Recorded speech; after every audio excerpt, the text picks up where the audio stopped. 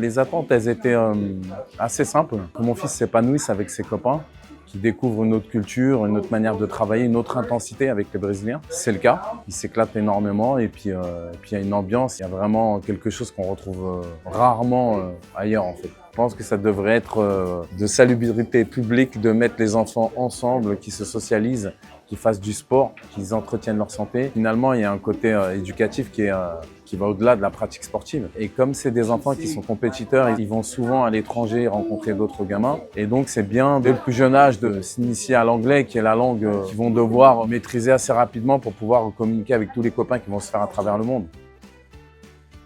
C'était un super stage. Franchement, je le conseille à beaucoup de gens. Les entraînements, ils sont intenses, on apprend beaucoup de choses. C'est une différente mentalité, on fait des différents exercices.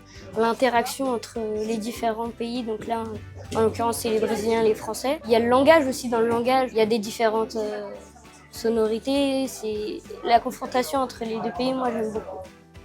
This is my second time I've been to a camp in Paris, and they're really good and I love it. Nessa temporada, vim fazer um camp aqui na França.